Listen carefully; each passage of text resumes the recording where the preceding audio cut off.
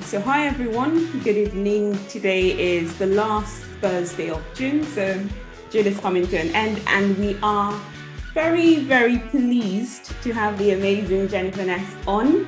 And we're going to be talking about one of my favorite topics, financing all the way. So it's really good to have you on, Jenefeness. I'm really glad you agreed to be on here today. And yeah, we're just really, really looking forward to the conversation today. So we're going to kick off and we're going to give Jenefeness the floor to introduce herself briefly, because some of the questions we're going to be asking you, Jenefeness, is part of just also getting to know you. Now, before we kick off, this is just so that you know the Fireside Chat is run as part of the activities on Founders Academy. Now, Founders Academy is a community that sits within 12 Ronnies founders and mentors. So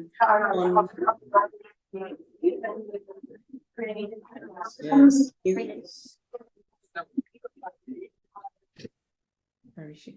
Okay. Do you want to make me co-host, so in case you're speaking, I can do that for you? Thank you. 1 second. Yeah, so Jenefeness, co-host. Yeah. All right. So as we carry on, now the Founders and Mentors is a sort of a platform for the pre-launch ecosystem. So if you're one of those people about to launch a business at the very early stage, what we do on Founders and Mentors is to provide support, mentoring, as the name implies, first of all, support, educational training, and we have so many different communities on there that you can join to grow your network, just belong to a community and get the right support to get your startup off the ground. It's free to join. We'll share the link if you want to join. We'll share it during the Fireside Chats today. And it's, like I've said, it's free to join. We're also, just to mention, a shout out to Tim. Tim is the executive director of the William Factory Small Business Incubator, and the Small Business Incubator, the William Factory Small Business Incubator is one of the sponsors of the Fireside Chat. So that's a bit of, some introductions. Now over to you, Jenefeness. Do you want to just briefly introduce yourself, and then we'll kick off with the conversation? Yes, thank you so much, Winifred, for having me, inviting me to this Fireside Chat. So I am Jenefeness, Franke. I am a small business owner. I have actually started 3 businesses. I've invested in 2 businesses, and I'm currently running 1 business. So the business that I'm currently running is called Fiscal Finesse Consulting. I do a full service consulting firm for small business owners. My primary client is a small business owner that's been in the business for at least 2 years and that are generating revenues and have some employees, but want to have a growth strategy. So I primarily focus on the financial aspect of business. While I'm a generalist and I am certified business advisor, I focus on looking at revenue streams, looking at revenue models, looking at the financial aspect of the business, helping my clients to increase their cash flow, and looking at the projections, building their business credit, as well as building their personal credit. So that's what I do. A little bit about me. I have my master's in business administration. I also teach entrepreneurship and economics at the university level. And I am excited about sharing whatever you all want to learn about. Fantastic. Thank you. So we're going to kick off, Jenefeness. And I think a good place to always start this kind of conversations is just going back in time to the early days. And, just if you think about yourself now and you look back, 10, maybe 20 years back, do you want to tell us what was life for you early on, 20 years, 30 years back? Who was Jenefeness then? I think that's a good place to start. Yes, I love this question. So I'm going to go back even further than 20, 30 years. Okay. So I would say that I was 16 years old when I had my son. I have 2 children. I have a son and a daughter. So I was one of those people who was part of that big boom where all these teenagers were getting pregnant. Yeah, having sex and getting pregnant. So anyways, I had my son when I was 16. And so that kind of threw me into adulthood, right? I'm a parent. I'm a single parent because I'm a kid raising a kid. And so I had to figure out finances really, really quickly. I ended up getting an apartment. I had what we call subsidized rent. I don't know if you all have that over there, but I had subsidized rent. The rent was super low. I believe it was like $1. And and the appliances I had to rent, they were $25. So my rent and my appliances were $26 a month. And I had a 2-bedroom little apartment. And so one of the ways that I made sure that I made money was I started helping people with financial literacy because it came easy for me. It was something where I was not working. I was actually still in school, still in high school, and receiving what we call a welfare check. It was like $287 a month. And so I was managing that. And I was helping other people manage their money. So that's how my entrepreneurship journey started at 16, because people just they were like trying to figure out, how are you doing this? And I'm like, I can show you. And it was just as simple as creating a budget and sticking with the budget. And even though I was receiving such a small amount of money, I was able to make it last throughout the entire month and do the things that I needed to do, because I was successfully telling my money where to go instead of wondering where it went at the end of the month. And so that started my entrepreneurial journey, and also my love of finance, understanding it. And I think since then, I have grown, to amass a level of wealth. And like I said, have started 3 different businesses and invested in 2 other businesses. So that hopefully that helps you and answers your question. It does answer my question really well, really, really well. And I think just, an add-on to that question is, so you find yourself 16, you have a child, and like you said, it throws you very quickly into adulthood. And then that it's not just yourself you're thinking about, you have a child and you have this, person that you're responsible for. Now, what was the difference between you and these other people that had no idea how to manage their funds? So do you want to tell me, so when you got that check of, I think you said 284 or 264? 287. 287 a month. What was the breakdown like? You don't really need to go into detail, but just a rough breakdown of how you manage the money would be great. Yeah. So what the big difference between me and some of the folks I was teaching, I think I'll go with the similarities first. The similarity was that we had no clue. We were all coming from a place of lack. We're coming from tumultuous situations, no education. I was always a smart person, like academically, street smart and book smart, but I did not have the foundation that was necessary to understand finances. And I think the people who I hung around, who were in my circle, were the exact same. The difference was that I wanted to know. Like I had a strong desire to have the knowledge to understand money, and I did not want to remain poor. I lived in poverty. I grew up in poverty. And there's a quote that says, if you were born in poverty, that's not on you. But if you die in poverty, then that's on you. So I took it upon myself to learn more about money, how it works, how to make it work for me, about credit, about budgeting, about debt elimination. So that was the difference. I wanted better. I wanted more. Even though I was never exposed to better or more, I know I did it. I wanted it. So I think that was the difference, but there were a lot of similarities. And I think a breakdown of the budget, if that's you're comfortable answering. I think I'm very comfortable. I'm very comfortable answering that. So again, my rent was $1. I had to rent my utility. I'm sorry, not my utilities, but my appliances, $25. And then I was on this PIP program. I don't remember what the PIP stands for, but basically I was an all electric apartment. I only had to pay $40 a month. I believe that was subsidized too. So $40 for that. And then I loved to be entertained and going out and things like that. And I would take my son out to Chuck E. Cheese and different things like that. So I had entertainment in my budget. So rent, appliances, utilities, entertainment. I had to catch the bus everywhere I went. So I had to have a bus pass. I also received what is now today EBT benefits, but in my day, they were called food stamps.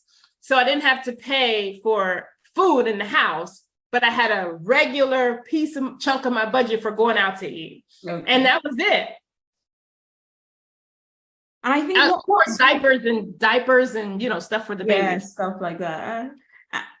And I think, what to add on there is also the fact that once you budget, it's just like what you said earlier on, you were able to direct your money in a certain place into where you wanted the money to go, rather than wondering where the money went at the end of the period. And I think that's really very important to note there. That's a very, very big point, the point that it's always taking some time to do some budgeting. It doesn't need to be extensive, but you need to know where the money is going to, what is outstanding, what needs to be cleared soon, and that kind of thing. And I think a lot of people find that kind of process uncomfortable. And I'm sure that's why you were able to start offering it as a service, because, when it comes to money and just sitting down and planning, it's just not something a lot of people want to do. So I think that was quite good to mention there. Now, before we one of the things that I say often, Winifred, I don't mean to interrupt you. But one of the things that I say often, there's two things that folks don't talk about. And those are the two things that we get in the most trouble for. And that's money and sex. We do both of those. We make money and we have sex, but we don't talk about it. It's almost like one of those things we keep in the closet. Yeah. And because we're intimidated, we always think somebody else is doing better than us or they know more than us, and we just don't talk about it. But when we talk about it, we can enjoy both of those things even the more. So, and also, even though that was a simple budget, just writing down things, I use the same principles today. In my life, in my personal finances, in my business finances. I direct where my money will go. I don't make decisions on the fly. I mean, even to the point of when I go to the store, I don't make decisions like that. I need to know this was where I was directing that money to go, because I need to understand that I am a faithful steward over the money that I receive. So it's just that simple. And that's very, very important to note as well, the fact that I was recently, I think that was last week, Tuesday, and I was on a financial mindset series as one of the panelists there. And we're just talking about having the right money mindset. And I think it's something we're going to touch on here. But one of the key things I said, and my other co-panelists said, was understanding that, when you think about money as a friend, if you have a friend who you don't respect, you treat anyhow, you don't really care about their feelings, that would not really be a good, kind of friendship. And that's the same way you should look at money. You look at money as a friend, if I respect my friend, if I treat my friend right, if I'm considerate of my friend, then we will have a good relationship. So I think it's really very important that you touched on that as well. Now, so as we move on, now we come to Jenefeness today. And I remember the first time I met Jenefeness, that was when we had a panel on finance as well. That was last year, March. And one of the things that really attracted me to your personality is you know how to own your space. You don't allow anyone come in to your space and take it over. And I think it was a very, very attractive, personality or trait as well. Now let's think about people starting off their businesses. Confidence is very important. Now, some people I think like you are naturally confident. I think maybe you're born that way, but not everyone is like you. Now let's think about those that are trying to start a business. If I think about my student base, a lot of my students are international students. They've come largely from South Asia, they've come from Africa, and they've come to the UK to study. There's several things there. There's the cultural difference, there's the language barrier, there's all these things. Now, let's now think about people trying to build their confidence. Obviously, maybe not to your level right away, but just trying to get that confidence up. What are some of the things you can tell them to do? This is a great question. I just had the same conversation with a client yesterday. So one of the things that she asked me, and she said, there are people with PhDs doing what I'm doing. Why would someone want to come to me? Like, how do I get this message across? And she talked about her lack of confidence and her lack of we'll just say lack of confidence. So the same advice I give to her, I would give to anybody. Number one, you have to find your audience. Your audience will resonate with you, and you have to be authentic. You can't try to be like that $1 million whatever. You have to do what you do and understand that the folks who see you as an authority, who see you as an expert, will want to work directly with you. And so that confidence comes from just doing your craft and knowing that you're doing it well and getting with the right folks that confirm it, that affirm you, that make you see, oh my goodness, I'm in my element. People always tell me when you're teaching, like, you come alive. And this is before I believed it or knew it myself, right? Because I'm not watching myself when I'm teaching, but I'll go back and I'll watch myself and I'm like, oh, I look like a whole different person because this is what I love to do. And there's something in me that bubbles up every time I'm teaching or presenting because I feel good about it. I've already made contact with my audience, and it shows up that way. And so I don't care what you're doing, if you're making t-shirts, if you are creating an app, and we all have different personalities. Confidence is good for any personality. It doesn't matter if you're an introvert, extrovert, or whatever, but you have to believe first that you are whatever it is you are, and then others will begin to believe the same thing. So I think just starting with understanding who your audience is, speaking directly to them, and it just builds from there. It builds from there. And it's not one of those things you turn on a switch and it's just there, but I do believe it builds from time. Fantastic. And you do have a very strong point. And I think I remember when I started, these Fireside Chat series and, with the pandemic lockdown, a lot of people have started doing podcasts and stuff. And I kept saying to myself, there's so many people doing it out there. What is the point of starting? And I remember that a friend of mine said the same thing that you said. You will find people that want to listen to you, that are coming just because of you. And you just have to find those people and connect with them and build the relationship over time. And I think another important element you've talked about there is authenticity. A lot of people, especially with social media pressure these days, people feel like they need to change who they are to be what they see on social media and just lose their authenticity in the process. But, like you've said, you are an authority in that area of speaking and, public communication. And you've told us that, authenticity is quite important. So it's really good to hear that.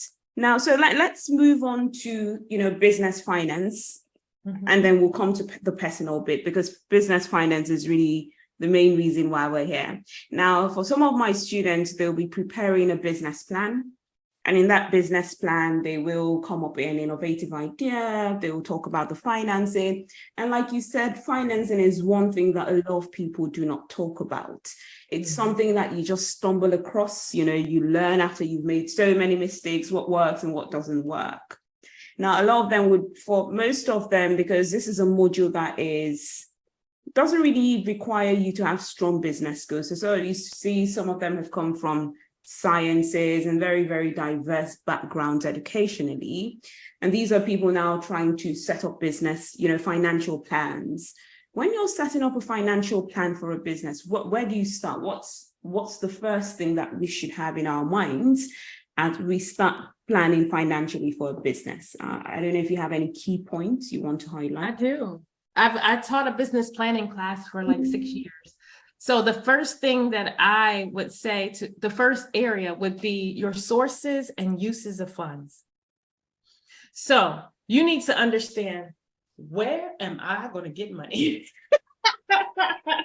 Whether that's from your consulting fees, whether that's from, joining with a nonprofit organization. I'm just going to speak as a speaker.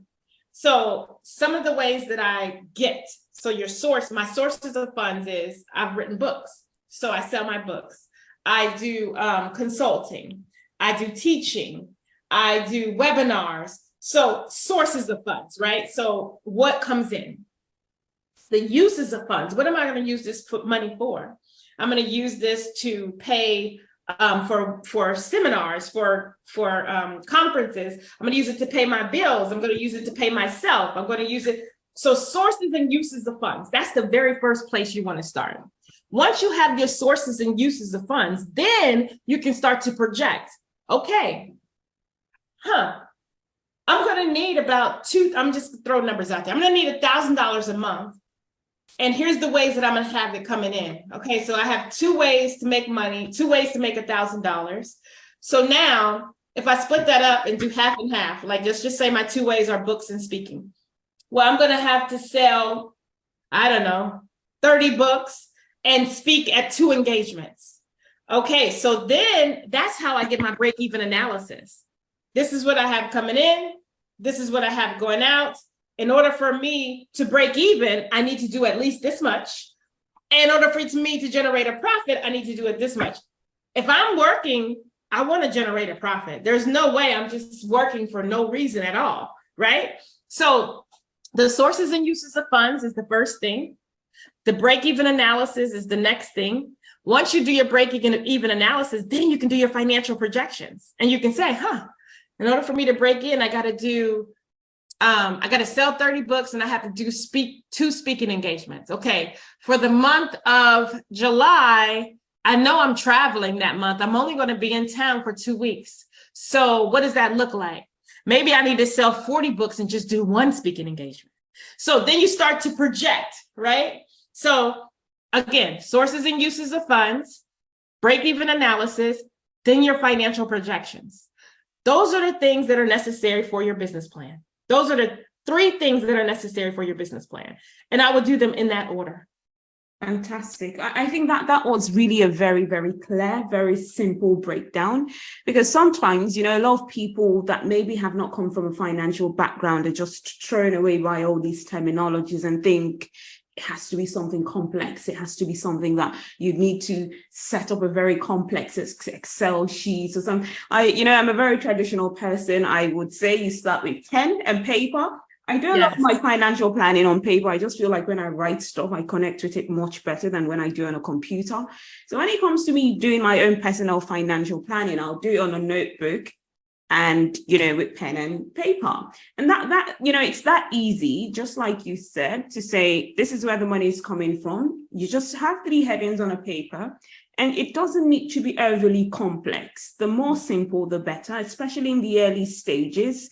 The more comfortable you become, then you can move it onto an Excel sheet or whatever software you want to do, but you want to keep it simple early on, just so that when you think about doing financial planning, it's not something that throws you off. So I think that's another element there. But let's go back to your sources of funds. Now, a lot of people think money, when it comes to money is just what you have in your bank account. And, for me, I differ on that thinking. I think money is beyond what is in your bank account. I think money is in the relationships that you build with people. Oh, yeah. It's in, just so many other things other than what is in your bank account. I don't know whether you want to share any thoughts on that. Yeah, I would love to. So in my opinion, I think your social capital is more important than any money in your bank account. When someone can vouch for you and say, hey, for example, this is a great example. If Winifred, all the way in the UK, is being asked to do something that conflicts with something else that she has going on. Let's just say someone says, oh my goodness, we have this conference on August 19th. It's this National Black Business Month. And for those of you that don't know, you do need to know that August is National Black Business Month. So that's around the entire world. It's National Black Business Month. So let's just say somebody contacts Winifred and says, hey, Winifred, we're doing this amazing Black business conference on August 19th. we'd love for you to do the keynote. And you say, oh my goodness, I would love to, but my family is going to be on vacation and it's already set in stone and I can't do it. But I know someone who would be great to do that for you. Have you heard of Jenefeness? And they're like, no, we haven't. Oh my goodness. She is amazing. She speaks to a similar topic as me. She is very energetic. Your folks will love her. That is social capital. That to me, you're speaking volumes about me in the UK to folks who wouldn't know me from Adam. You know, but because of our interaction and what you've seen of me, you can refer me. It used to be a saying that says it's not about what you know, it's about who you know. I don't agree. It's not about what you know, but it's about who knows you. Because if you know me and you're speaking about me in rooms where I don't even have access, right? I have no clue about the conversations that are going on behind the scenes that my name may come up in. So that is social capital. And that's why it's more important than the money you have in the bank, because it actually can bring you, number one, more revenues that you don't even know about, but also relationships. And relationships equal revenue. Your network equals your net worth. And so yes, that's what I'll say about that social capital and why it's so important. And we have to do a better job as people of not just saying, no, I can't do it, or always being the one to do it. Somebody asked me a few weeks ago to speak at their Juneteenth. They wanted me to do the keynote at their Juneteenth event. And I was already doing one.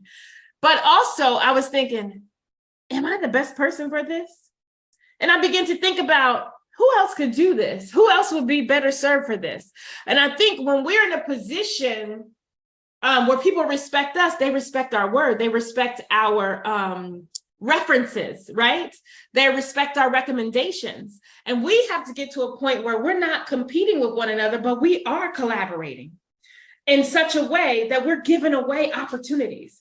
And so people at a certain level in their life, in their business acumen, they're no longer thinking about competition. They're thinking about, oh my goodness, I would love to collaborate with her on this or that or this, rather than, ooh, I'm not gonna mention her because they're gonna think she's better than me. So what?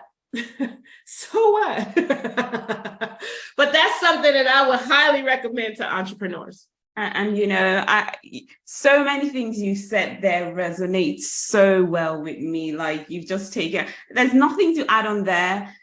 You know, I think you've really also resonated with Simon and Tim. Simon, one of his key quotes is your network is your net worth. So, you know, as soon as you said that, I said, oh, that would make Simon happy. Tim, again, is very keen on collaboration. It's really, especially we're just in the time now because of the technology available to us. This is one of the best times to collaborate. Like you said, I'm here in the UK where 8 hours ahead, you're all the way in Tacoma, Washington, and we're having this really amazing conversation. I think it's very important. And when I think about social capital was one of the variables in my PhD research. So it's something I'm quite keen, and people do not tend to put a lot of effort into building their social capital. And like you said, social capital is just, you know, what people say about you, the value that you have, what you bring to the table. It's your reputation, it's all those things put together into one place. It's really, in a sense, maybe like a summary of your brand.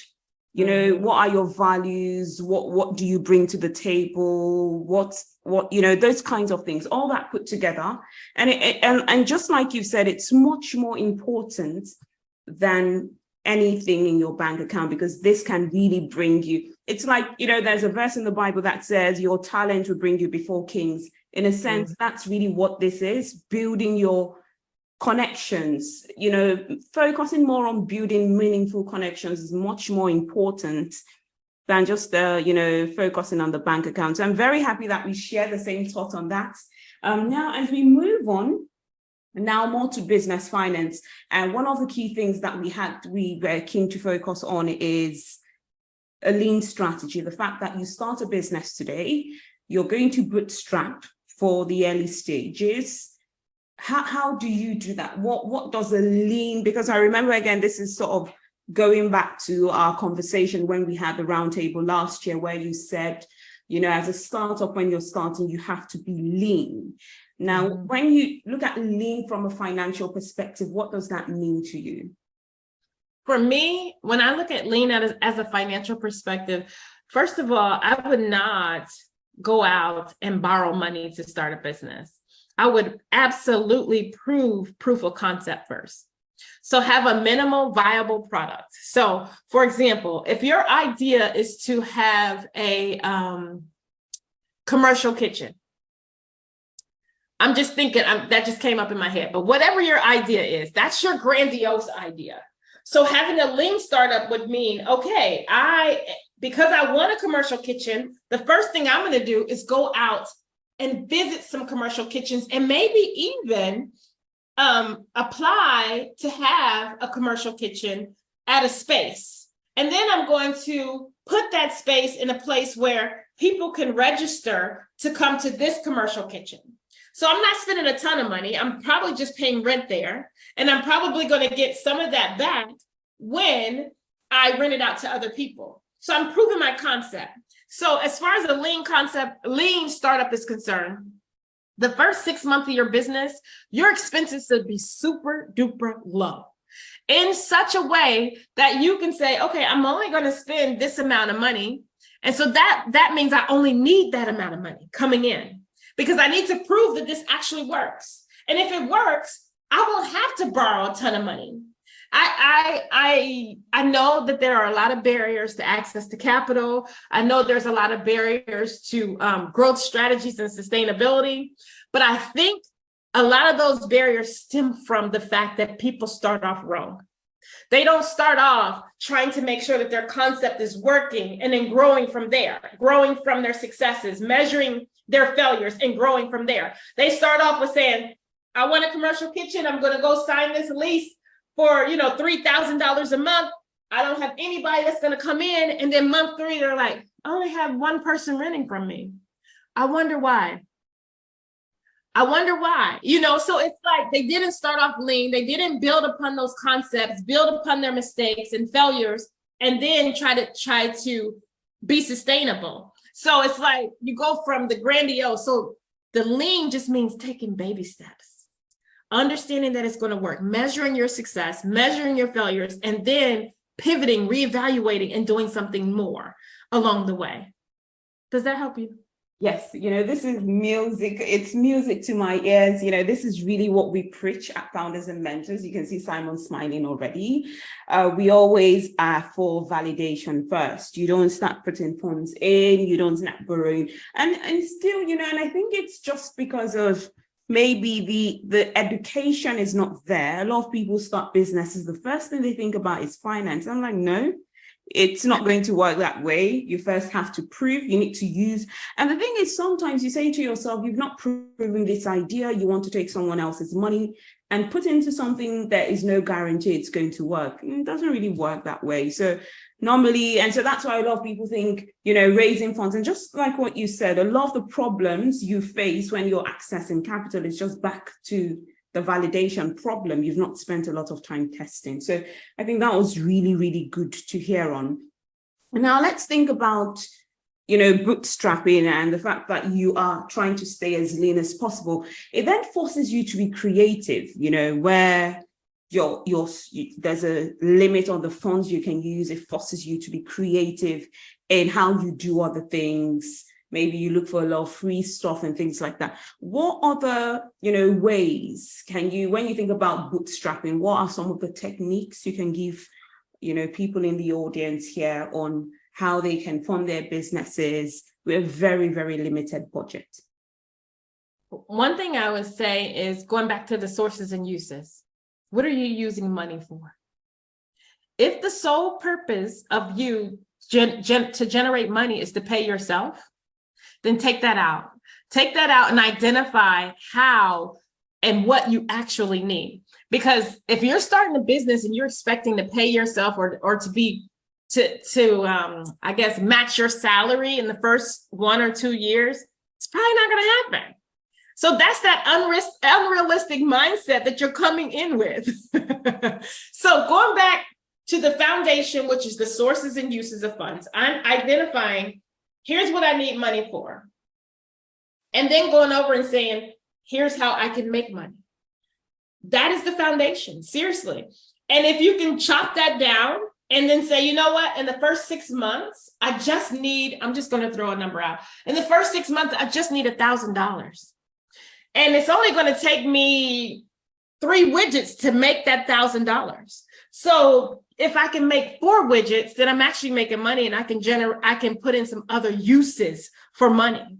So I think that foundational piece has to be there in order for you to grow, to begin bootstrapping. But if you don't have $1,000 to put into your own business, then you probably shouldn't be in business. Good. Very good. I think that's very important to say there. If you don't think, the business is worth any dime of your money, then, you shouldn't really do it. So that's a very, very good advice, Jenefeness. Again, nothing to add on there.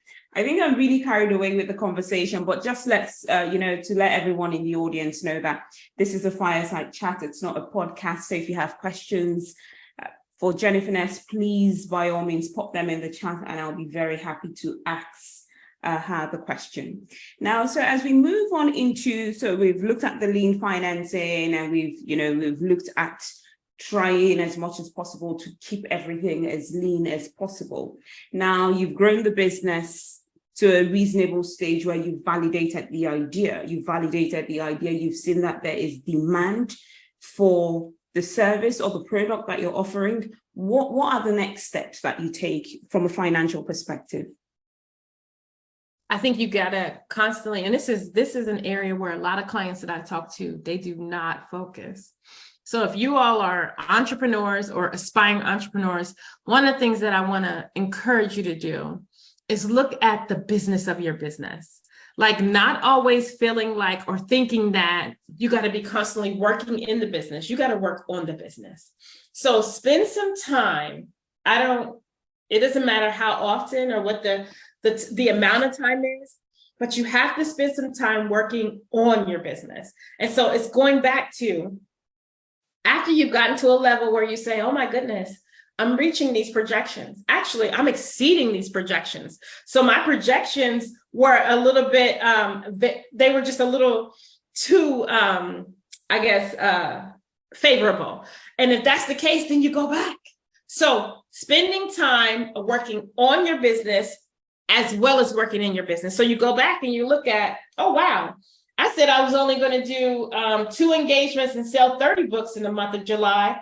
I actually did 3 engagements and sold 90 books.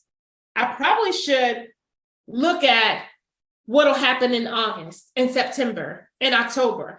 And it's easier to do that when you have historical data. So if you've been in business for 4 or 5 years or 3 years, then it's easy to go back and say, well, last August, I actually did better than July. And this August, I have more time, and I've actually built up my audience or built up my brand. And so going back and looking at those things to help you identify what you should do next. So I hope that answered your question. I do see a question in the chat, so I want to go ahead and answer that. It says, what are some strategies for entrepreneurs to undertake to move from personal financing and personal loans to business lines of credit and business equipment? That is a great question, and it's something that I have expertise in. So building business credit can be as simple as starting off with some trade accounts. So what trade accounts look like is, this is where you go to like one of these companies, and at the bottom, when you're about to make a purchase, it says pay later.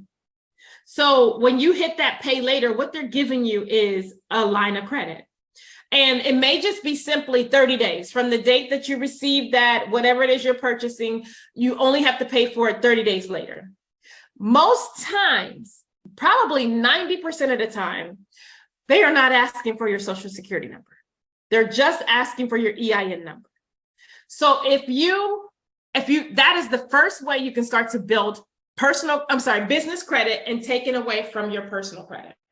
So you have to do this with at least 4 or 5 of those different trade accounts. And you can get a net 30 terms, net 60 terms, net 90 terms. And all that means is you have either net 30 days from the time that you receive the product, or net 60 days from the time you receive, or net 90 days from the time you receive to then pay. So let's just say, for example, you're writing books.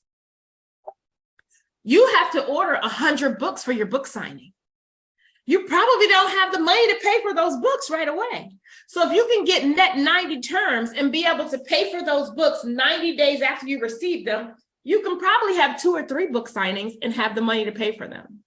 So that's just one way and one strategy, right? To start not only building your business credit, but that also helps you with your cash flow, because cash flow is simply bringing the money in faster than when it's going out, right? So if you can bring in money from your book signings, from your book sales and all those things, and not have to pay for the books until 90 days later, guess what? That's positive cash flow. And those are the things that I teach to my clients. Bring it in as quickly as possible and let it go out as slow as possible. So those type of things. So after you have about 5 of those accounts, then you can go to one of our like box stores, like, Office Depot or all these other stores, and use your EIN number outside of your social security number, because you've had these other accounts. So your business credit, your payback score, your business credit score is high enough now where they can just pull it and not need your social, right? And then, so here's the biggest mistake that people make. They feel like, I need money for my business, so I'm going straight to Bank of Bank. I'm not even going to name one of these banks, but I'm just going to say the Bank of the Bank.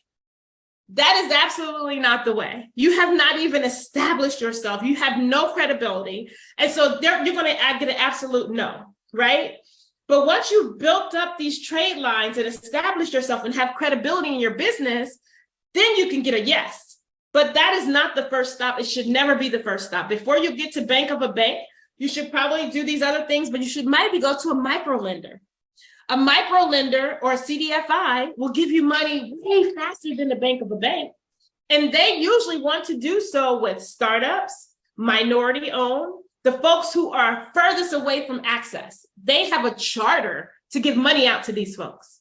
But people skip them because they don't know.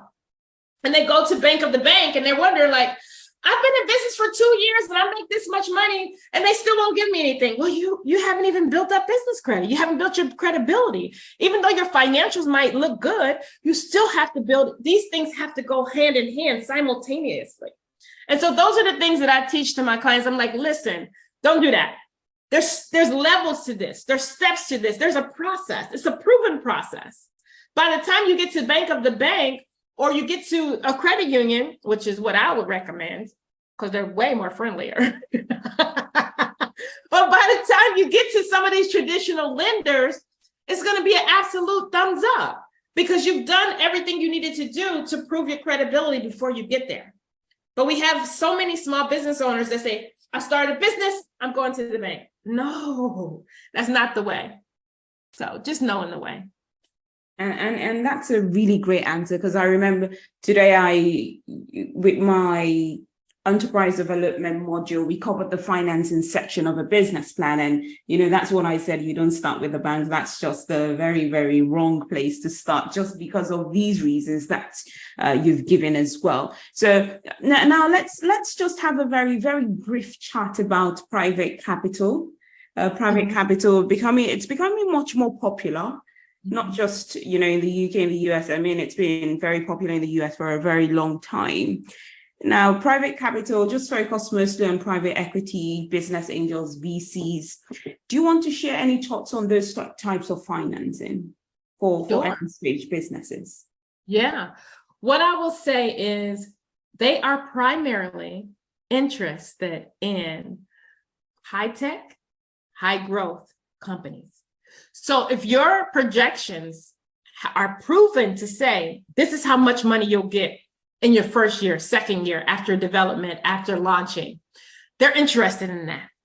Most times, they are not going to be interested in a service-based business, because that depends on you, the individual.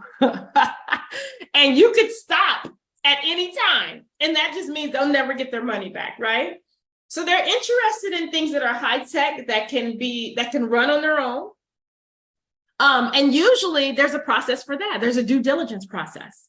And so they do their due diligence. And when I say due diligence, I've been through a few due diligence processes, and they look at the industry, they look at you as the entrepreneur, they look at your tech, they look at all those things, your team, and then they decide, and we see it like on those short shows like Shark Tank, right? But they've done a ton of research in advance, or The Profit, or all of those. They do their due diligence before you even get before them, right? They understand this is what this industry is knowing. They look at the industry analysis. They look at if it's growing, if it's been declining for a few years, and what it's projected to do in the next few years. They look at your experience. So you're a chef, and you used to work at a 5-star restaurant for 7 years, and now you're going on your own. Beautiful. But you're a chef and you used to do landscaping, and your grandma told you that your food is good. I don't know about that. So they look at your experience, they look at your industry, they look at everything. And so if you are interested in venture capitalists, if you're interested in equity funding, a couple things you know. Number one, if they say yes, that just means that they're not only going to give you the money, but they're going to have a say in what you do with their money once they give it to you. So it's not like when you go into the bank and they don't care what you do with it as long as you pay it back. No, these folks are like, yeah, no, you're not doing that, because now my name and my dollar is attached to that. So beware that if you say yes to their money, you're also saying yes to their inputs. You're saying yes to everything else that comes with them. So equity financing versus debt financing. So equity just means that these folks have equity in your company.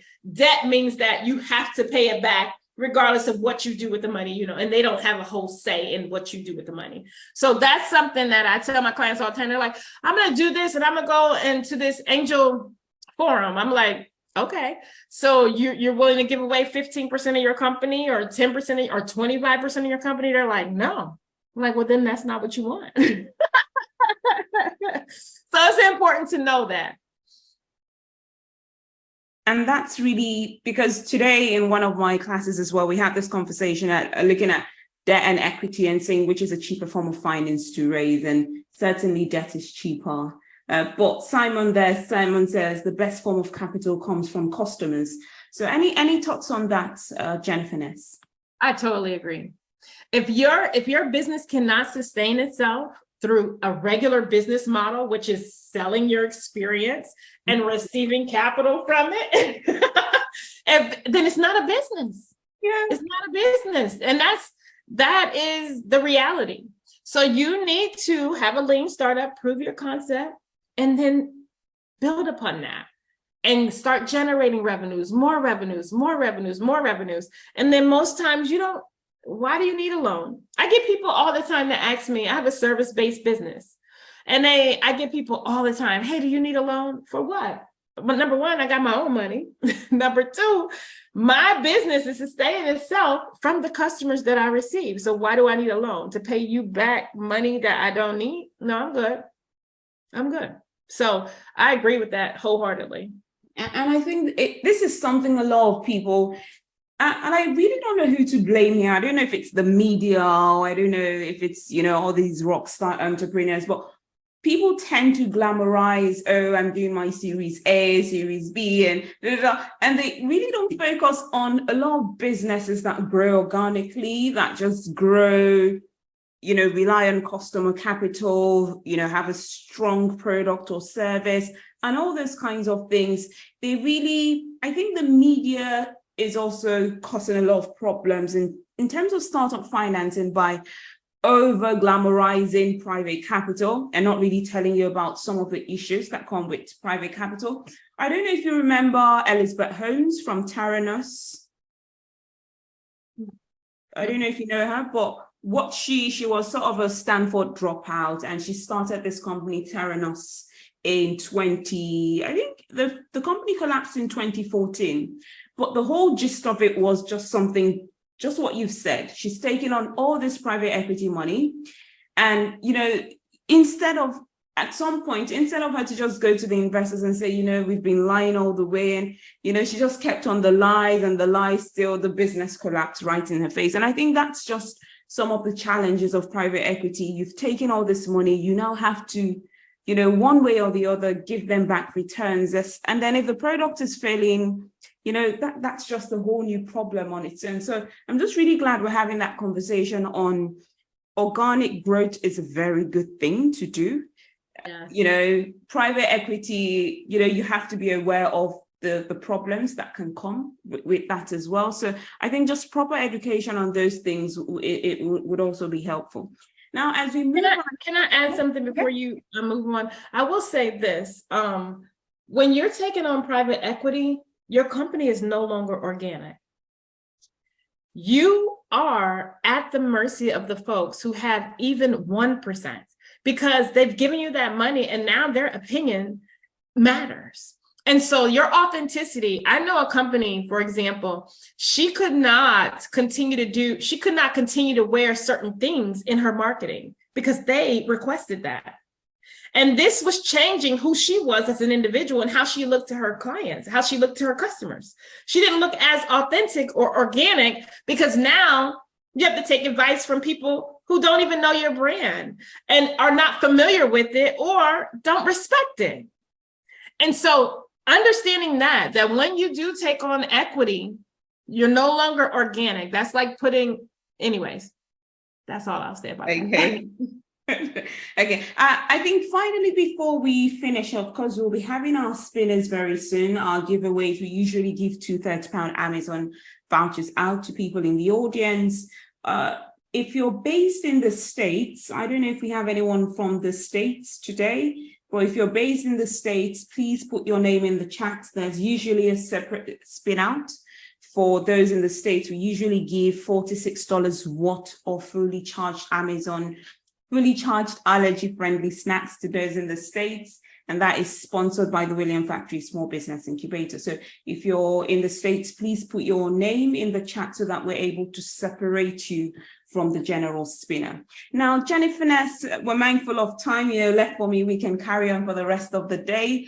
But I think a good place to end the conversation is looking at balancing family and personal life when you're running a business. I remember today I was on LinkedIn. I was just going through my LinkedIn feed. I came across this founder that was just talking about the fact that, when you start and people are different. He believes is a sort of a hyper-focused individual. He has to give his 24/7 to his business, and he sort of finds it very difficult to find balance.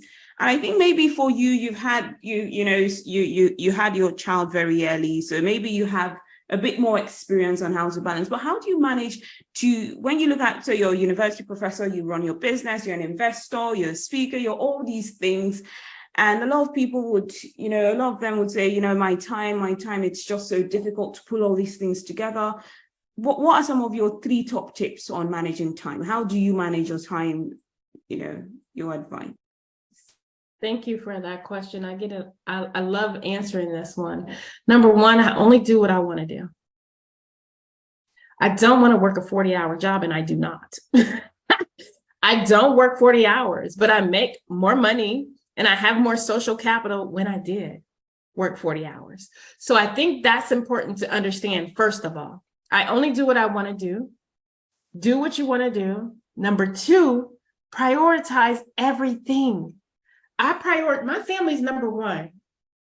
Every day when I wake up in the morning, I have devotion with my husband. That is important to me. If there's anything that's going to impede upon that, I won't do it, right? I exercise after my devotion. My body is important to me, my temple. So exercising is also important. And when I'm asked to do things, I weigh it up against if I have time. I only do 2 client meetings a day. That's maximum. And I don't do it every single day. So I prioritize everything that I want to do and I get it all done. I have people that say things like sort of what you said when you start off. Well, you're a professor, you're an investor, you're a business owner. How? All these things, being a professor probably takes me about 2 hours a week. It's not a full-time job. It's not something I want to do. I don't want a full-time job. I could be a full-time professor. I don't want to. you know? So I prioritize everything that I want to do and I get it done. And I'm a high achiever. I'm a hyper achiever. So I'm one of those people that if I set it out on my list, it's going to get done, right? But there are times, and I will admit this, there have been times where I have been laser focused on getting something done and I've neglected other things because I want to get this done. And I remember my baby saying to me, at the time, she probably was 15. And this was during the pandemic. My daughter's 17 now, just graduated high school. Oh. She said to me, Mommy, because we were all working from home, right? So we're all working from home. It's during the pandemic. None of us are leaving the house, so we're here all day. And she said to me, Mommy, you're here, but you're not present. So that stuck me. I was like, oh, what do you mean? I'm still here. She's like, your face is in the computer or you're on the phone. And at 15, a 15-year-old telling you that you're not present, you're not present. And so that helped me to really reevaluate, where is my time being spent and why am I sitting after hours with my face in the computer? Even if it is just reading, whatever it is I'm doing, my face is not pointed towards her. And any of you that are parents, you know, your child is going to say, Mommy, look, Mommy, look, Mommy, look. They start that at 1 and 2 years old. And if you're not looking at them, that means you're not paying attention to them. So that changed my mindset about where I'm spending my time as well. And that was 2 years ago. So just do a time evaluation and understand, and then begin to mark stuff off. This ain't important. Or also, maybe it is important. And maybe you can pay someone else to do it, right? Especially those tasks that, you know, it may take you 15 minutes to do or 15 hours to do, and it may take an assistant less time to do and less money. Pass it off. You don't have to do everything. I remember one time I was passing off my laundry. I'm like, I can't get to all this laundry when my kids were younger. I'm like, I have to hire somebody. And so I hired a service. And guess what? It was better than me doing it. And it was not that expensive. So just identify some areas where you can give it away, delegate, even if it's things around your home, cooking, cleaning, whatever. I hope that helps. No, really, really does help. And I think because just before I carry on, R.E.A.L, are you ready? If you're ready, I've made you the co-host so we can quickly do the spinners. If you're ready, you just take over the screen and, carry on. Then while we wait for R.E.A.L to take over the screen, I think some people, with the conversation where you've said, you only take what you want to do. I think some people might say, oh, but you're at that stage in your life where you have, the financial luxury, in a sense, to be able to pick and choose what you want to do and what you do not want to do. What about people that do not have that luxury? I don't know if you have any few sentences to say there. I do. And I agree and appreciate with that. I do come from a place of privilege. So thank you for bringing that back around. Because there was a time where I would do any and everything to make money, right? But I will say that in doing that, I diluted my brand. I diluted myself and I wore myself out. And so I just say, it's going to take time. Give it time. Trust the process, respect the process, and don't dilute yourself. I've been there. I made that mistake. I will never do that again. So there was times where people asked me to do something and I'll throw in all this value added. And by the time I'm done, I'm like, man, I just made a penny, like literally 1 cent. Once you evaluate all the time that you put into things, it's not worth it. It's not worth it. So don't say yes to everything, but you do have to do some things. And even if you have to find yourself in a situation where you're discounting, which I never do, I never recommend, you send them an invoice for the full amount and you say this amount was in kind. That way, when they're looking at that, they visualize, okay, if I ever want to come back to her, I need to know that this is her full price and what I paid was a discounted price because she's so amazing and she allowed me to do that. Exactly. Thank you. So R.E.A.L, off to you for the spinners very quickly, and then we'll round up at 7:30 already. So just give R.E.A.L a few minutes. Yeah, all good.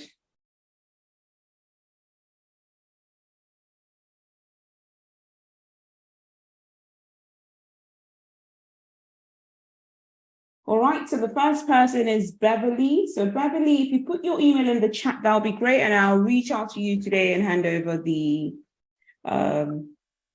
voucher. No, I don't think we have any Americans on today. So there's no spinner for the snacks. Tim, no snacks today. Yeah, so we'll go one more time, Rachel.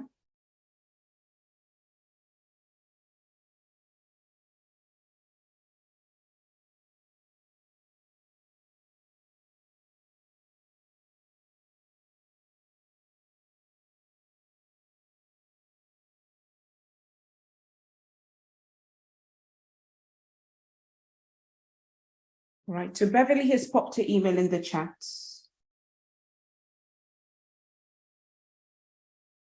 Reiki, are you still there? I think Reiki is having some internet problems today.